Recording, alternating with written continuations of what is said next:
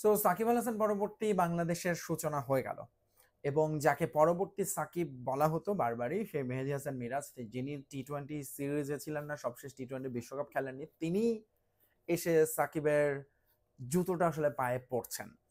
বাংলাদেশ দল দেওয়া হয়ে গেছে, পারভেজ হোসেন ইমন আসলে ফিরেছেন। আমি পার্সোনালি তাকে খুব পছন্দ করি এবং টপ অর্ডারে আমার কাছে মনে হয়েছে যেটি তার সঙ্গে এবং রাকিবুলের সুযোগ পাওয়াটা আসলে খুব অনুমিতই ছিল, তিনি লাস্ট প্রসেসের মধ্য দিয়ে ছিলেন। অন্যদিকে ইন্ডিয়ার টিমও দিয়েছে, আপনি যদি দেখেন বাংলাদেশের সাকিব পরবর্তী দল, অন্যদিকে ভারতের বিরাট কোহলি এবং রোহিত শর্মা পরবর্তী দল, ইনফ্যাক্ট বিকজ তাদেরও আসলে নতুন করে একটা ফ্রেশ টিম আমরা দেখতে পাচ্ছি, অনেকগুলো নতুন মুখ আছে। বাকি সব আসলে সূর্যকুমার যাদবের সঙ্গে সঞ্জু স্যামসন, শিবম দুবেরা আছেন। বাট এই দুটো দলের বাইরে আসলে একটু কানপুর টেস্টে যদি চোখ ফেরাই, সেখানে আসলে ঠিক কি হচ্ছে। প্রথম দিন খেলাটা তাড়াতাড়ি শেষ হলো কেন? লাইটের জন্য, এবং এই লাইট ইস্যুটা কিন্তু কানপুরে সবসময় ছিল। ইনফ্যাক্ট এই টেস্ট শুরুর আগে সেখানে এটা নিয়ে বেশ আলোচনা হচ্ছিল, এবং ড্রেনাজ সিস্টেম, বিকজ ওয়েদার রিপোর্টের প্রেডিকশনে ছিল বৃষ্টির কথা। সেখানকার জেলা ম্যাজিস্ট্রেট কানপুরের, তিনি স্টেডিয়াম ভিজিট করতে আসেন, বিকজ এই ম্যাচ ঘিরে আপনারা জানেন যে খুবই আলোচনা হচ্ছিল, বাংলাদেশের উপর হুমকি ছিল, ম্যাচের উপর পণ্ড করে দেওয়ার বিভিন্ন পক্ষের, সিকিউরিটি অনেক বেড়ে যায়। এবং জেলা ম্যাজিস্ট্রেট এসে তিনি ড্রেনেজ সিস্টেম নিয়ে রীতিমতো বলেন যে এটা তোমাদের ঠিক করতে হবে, এটার কি কি চেঞ্জ করতে হবে, চেঞ্জ করার কথা তিনি বলেন। এবং এখন যদি আমি কানপুরের দিকে তাকাই, প্রথম দিন লাইটের জন্য খেলা হয়ে গেল তাড়াতাড়ি শেষ। দ্বিতীয় দিন বৃষ্টি, এবং সেটাও যে একেবারে সারা দিন ধরে মুষলধারে বৃষ্টি, সেটা কিন্তু হয়নি। তারপরও ইটস ওকে যে হ্যাঁ, বৃষ্টির জন্য খেলা শুরু করা যায়নি, সারাদিন গ্রাউন্ড কভারে ঢাকা। কিন্তু আজকে মানে তৃতীয় দিন যেটা হলো, সারাদিনে একটা ফোঁটা বৃষ্টি হলো না এবং একটা বলও তারপরও মাঠে গড়ালো না। কেন? এই প্রশ্নটি আসলে কয়েকটি বিষয়কে সামনে এনে দিচ্ছে। একটা হচ্ছে কানপুরের ড্রেনেজ সিস্টেম, যেটা নিয়ে সমালোচনা আগেই ছিল বললাম। দ্বিতীয়ত হচ্ছে কানপুরের লাইট, এবং বারবার যদি অফিসিয়ালি বলা হচ্ছে যে ডিউ টু ব্যাড ওয়েদার বা ওয়েট আউটফিল্ড ম্যাচটা কল্ড অফ বা ডের খেলা স্টপ বা ওই দিনের খেলা হলো না, কিন্তু আসলে লাইট মিটারও কিন্তু বারবার আম্পায়াররা চেক করেছেন যতবার ইন্সপেকশনে গিয়েছেন, এবং লাইট একটা বড় ইস্যু হয়ে থেকেছে কানপুরে, এবং সেখানকার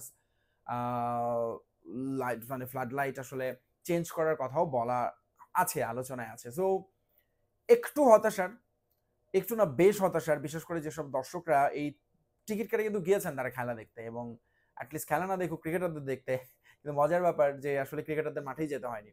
তো খুবই হতাশার আসলে এটা।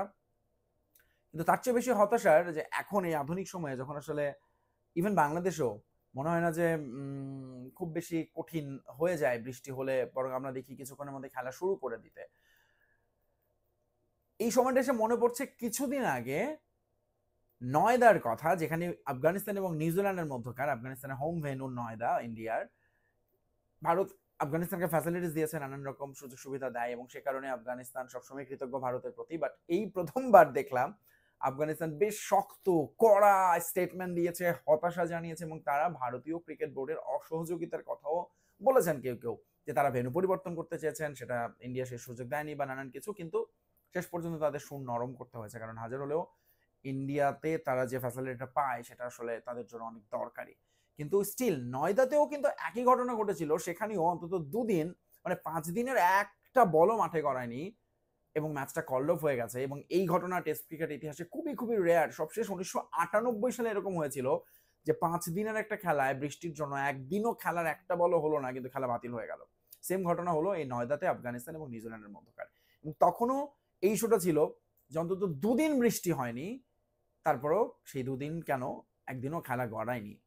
কানপুরে দেখুন আজকে তৃতীয় দিন চলে গেছে, চতুর্থ আর পঞ্চম দিন এই ম্যাচ আসলে হয়তোবা একদিক দিয়ে চিন্তা করলে, মানে সাদা মনে চিন্তা করলে বাংলাদেশের জন্য ভালোই হবে, ড্র হবে, টেস্টটা পয়েন্ট ভাগাভাগি হবে, কেউই আসলে জিতবে না, সিরিজটিও আর ব্যবধান বাড়ানোর সুযোগ পাবে না ভারত। অন্যদিকে খানিকটা যদি বলি তাদের এন্ড থেকে হতাশার, যে 1-0 থেকে 2-0 করার একটা সুযোগ ছিল, সেটা হলো না। আবার বাংলাদেশের জন্য একটা অপরচুনিটি ছিল সিরিজ ড্র করার, মানে খেলাটা আমরা মিস করলাম, রাইট? ধরুন বাংলাদেশের আরো একবার বাংলাদেশের ব্যাটসম্যানদের ভারতীয় এই শক্তিশালী বোলিং অ্যাটাকের আসলে মুখোমুখি হওয়ার একটা সুযোগ ছিল, সেটা তারা মিস করে গেল। সামনে এখন টি-20, হয়তো সেটাতেই আমাদের এখন সব ফোকাস চলে যাবে। কিন্তু এই যে খেলা না হওয়াটা কানপুরে, এবং আমার মনে হয় যে আমরা যেরকম পিচের একটা করে আমরা দেখি না ডিমেরিট পয়েন্ট যোগ হয়, আমার মনে হয় স্টেডিয়ামেরও এই সমস্ত ড্রেনেজ সিস্টেম যদি খারাপ থাকে সেটার আসলে ডিমেরিট পয়েন্ট যুক্ত হওয়া উচিত। এবং একটা টেস্ট ম্যাচ ওয়ার্ল্ড টেস্ট চ্যাম্পিয়নশিপের আন্ডারে সেটা আসলে কেনই বা এরকম অনুপযুক্ত মাঠে করতে দেওয়া হবে, যেখানে সারাদিন কোনো বৃষ্টি না হলেও খেলার জন্য মাঠটাকে প্রস্তুত করা যাবে না, এইটা আসলে আমার বোধগম্য না। এটা বেশ হতাশার, বেশ দুঃখজনক। সো সাকিবের আবার তার মধ্যে এটা শেষ টেস্ট হতে পারে, বিকজ এখন যা সাম্প্রতিক পরিস্থিতি, টি-20-তে তিনি নেই, ওয়ানডেতে তিনি খেলবেন, কিন্তু দেশের মাটিতে টেস্টে তিনি আসলে বিদায় নিতে পারবেন কিনা সেই প্রশ্নটা এখনো আছে আলোচনায়। সেই হিসেবে সাকিবকেও আমরা মিস করলাম। হয়তো তার একটা সেঞ্চুরি বা 5 উইকেট যদি হতো, এই টেস্ট যদি 5 দিনে একটা অপরচুনিটি তৈরি হতো সাকিবের, সেটাও আসলে মিস হয়ে গেল। সব মিলে বেশ হতাশার। সবচেয়ে বড় কথা, আমরা ক্রিকেট ভক্তরা, ক্রিকেট ফ্যানরা খেলার দেখা মিস করলাম। কিন্তু একই সঙ্গে কানপুরে আসলে কি হচ্ছে বা কানপুরে আসলে কি হলো, আমার মনে হয় সেইটারও একটা কাটাছেঁড়া ময়না তদন্ত হওয়া উচিত। আমার তো এটি মনে হয়। আপনাদের কি মনে হয়? নিচে কমেন্টস করে জানিয়ে দেবেন। Bye bye, tata.